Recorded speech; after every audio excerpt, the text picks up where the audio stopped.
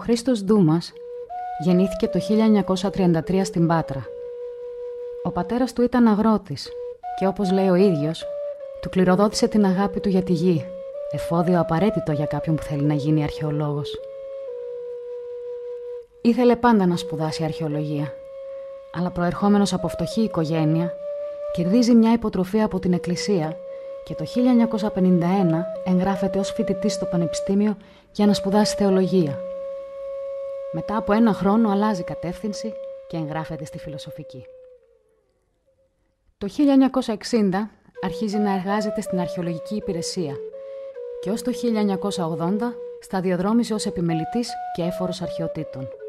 Υπηρέτησε στην Αττική, στην Ακρόπολη των Αθηνών, στις Κυκλάδες, στα Δωδεκάνησα, στα νησιά του Βορείου Αιγαίου και χρημάτισε επίσης έφορος των προϊστορικών συλλογών του Εθνικού Αρχαιολογικού Μουσείου. Στην κεντρική υπηρεσία διετέλεσε διευθυντής αρχαιοτήτων και διευθυντής συντήρησης. Καθ' όλη τη διαδρομή του στην αρχαιολογική υπηρεσία, του δόθηκε η ευκαιρία να ερευνήσει πληθώρα ανασκαφικών θέσεων και με μεγάλο χρονολογικό εύρος. Ιδιαίτερα σημαντική είναι η έρευνα που πραγματοποίησε επί σειρά ετών στην Άξο, καθώς επίσης και στην αγαπημένη του Αστυπάλαια.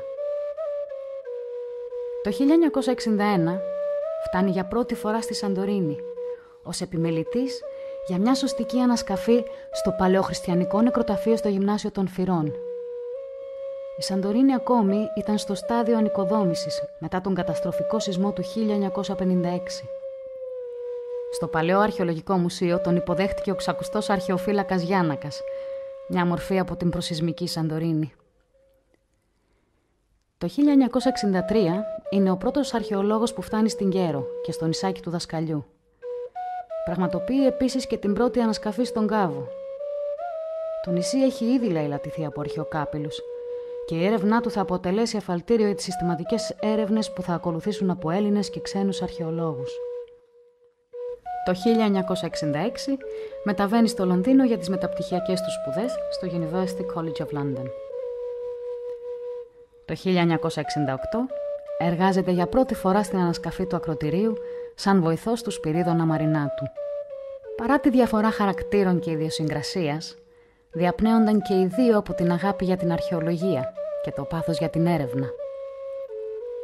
Η ανασκαφή του ακρωτηρίου θα αποτελέσει έκτοτε πόλο έλξης για χιλιάδες επισκέπτες και η Σαντορίνη θα περάσει από την αφάνεια στη σταδιακή τουριστική ανάπτυξη. Το 1975, μερικούς μήνες μετά το θάνατο του Μαρινάτου, ανέλαβε τη διεύθυνση των ανασκαφών. Πλαισιωμένος από μια ομάδα σπουδαίων αρχαιολόγων και συντηρητών, θα συνεχίσει το ανασκαφικό και ερευνητικό έργο στο ακρωτήρι.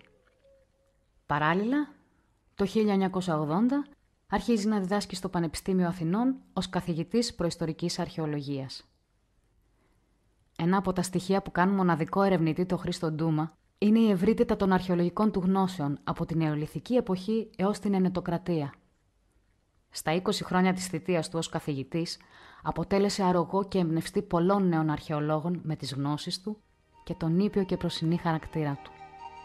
Τα ερείπια που αποκαλύπτουμε σήμερα εδώ στο ακρωτήρι ανήκουν σε μια πόλη που προφανώς ήταν ένα αστικό κέντρο και καταστράφηκε στις αρχές της ύστερης εποχής του Χαλκού. Βέβαια, η πόλη αυτή δεν ξεκίνησε από το τίποτα.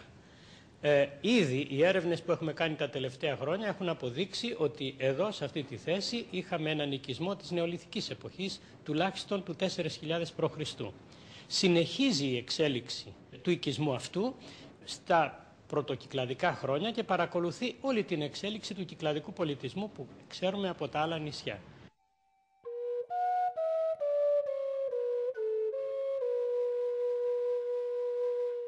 Οι ανασκαφές και οι έρευνες στο ακρωτήρι θα προσελκύσουν και πολλούς φοιτητές και νέους μελετητές που θα προσφέρουν εθελοντική εργασία.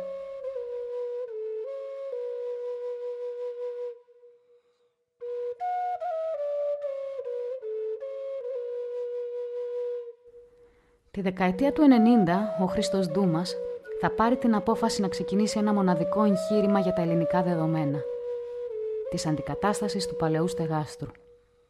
Το νέο βιοκλιματικό στέγαστρο που σχεδιάστηκε από τον αρχιτέκτονα Νίκο Φιντικάκη βελτίωσε τις συνθήκες για τα μνημεία αλλά και τους επισκέπτες. η συστηματική ανασκαφή και η έρευνα στη στρωματογραφία του ακροτηρίου, λόγω της δημιουργίας του στεγάστρου, θα αποτελέσει ένα από τα σημαντικότερα αρχαιολογικά προγράμματα στην Ελλάδα.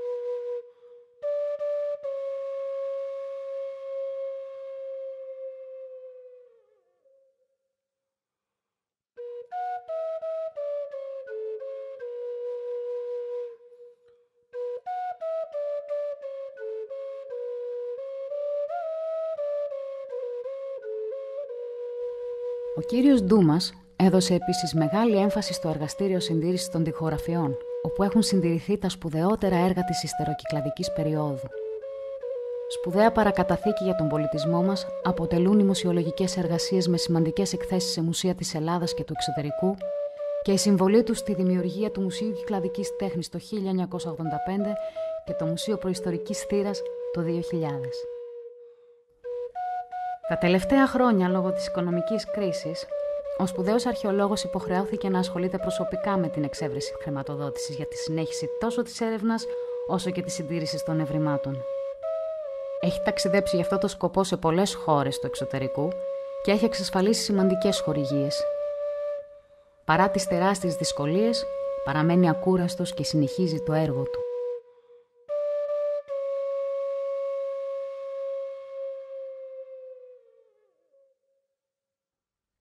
Ο Χρήστος Ντούμας έχει γράψει πολλά βιβλία, τα οποία και μεταφράστηκαν σε διάφορες γλώσσες. Έχει δημοσιεύσει δεκάδες επιστημονικές μελέτες σε ελληνικά και ξένα περιοδικά. Συμμετέχει ως μέλος πολλών διεθνών ιδρυμάτων και οργανισμών σχετικών με την παγκόσμια πολιτιστική κληρονομιά. Έχει λάβει πολλές διακρίσεις από πανεπιστήμια και ιδρύματα.